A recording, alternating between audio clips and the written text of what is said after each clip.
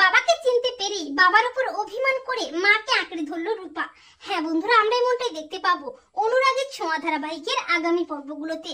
সোনা তার মাকে চরম অপমান করে চলে যায়। দীপা একেবারে ভেঙে পড়ে, কিন্তু সাক্ষ্যদীপ দীপার পাশে দাঁড়ায়। কয়েকদিন পর জয়ের চোখ অপারেশনের সময় চলে আসে। সাক্ষ্যদীপ বলে, আমার এ সময় তো অত টাকাও নেই, লোকসান হয়ে গেছে, কিন্তু জয়ী বেটার চোখটা তো অপারেশন করাতেই হবে। তখন দীপা বলে, স্যার আপনি এত চিন্তা করবেন না, জয়ীর চোখ অপারেশনের ব্যবস্থা হয়ে যাবে। এরপর দীপা হঠাৎই দেখতে পায় ফুড কন্টেস্টের একটা বিজ্ঞপ্তি, প্রথম হলেই 15 লাখ টাকা পুরস্কার। দীপা অস্থির হয়ে সাক্ষ্যদীপকে বলে, স্যার আমি এই ফুড কন্টেস্টে অংশগ্রহণ করে জয়ীর চোখ অপারেশনের টাকা জোগাড় করবই। অপরদিকে ওলি জয়ীকে বলে, জয়ী তুমি চোখ খুলে প্রথম কাকে দেখতে চাও, বাবাকে না মাকে? জয়ীর কিছু বলার আগেই সূর্য চলে আসে। ওলি বলে, জয়ী এই যে আমার বাবা ডক্টর সূর্য সেনগুপ্ত। তা শুনে চমকে ওঠে জয়ী। জয়ী মনে মনে ভাবে, তার মানে ওলি শোনা আমার হিংসুকুটি। জয়ী সূর্যের মুখোমুখি দাঁড়িয়ে বলে, মা মা কোথায় বলো বাবা।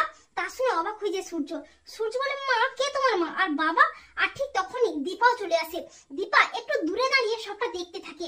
জয়ী সূর্যকে বলে, তুমি জানো না বাবা আমার মা কে? দীপা, দীপা সেনগুপ্ত। সূর্য বলে, তার মানে তুমি আমার রূপা মা? জয়ী বলে, হ্যাঁ হ্যাঁ, 5 বছর আগে বন্যায় যার হাতটা তুমি ছেড়ে দিয়েছিলে বাবা, আমি সেই রূপা। তা শুনে চমকে ওঠে সূর্য ও সোনা। সোনা বলে, পাতা নেই? দীপা অবাক হয়ে যায়। দীপা বলে, আমার মন সেদিন ঠিক বুঝতে পেরেছিল জয়ী আমার রূপা।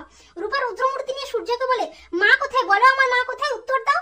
জয়ী উত্তেজিত হয়ে পড়ে। আর ঠিক তখনই দীপা এসে জয়ীকে জড়িয়ে ধরে বলে, এই তোমা তোর মা তোর সামনে দাঁড়িয়ে আছে।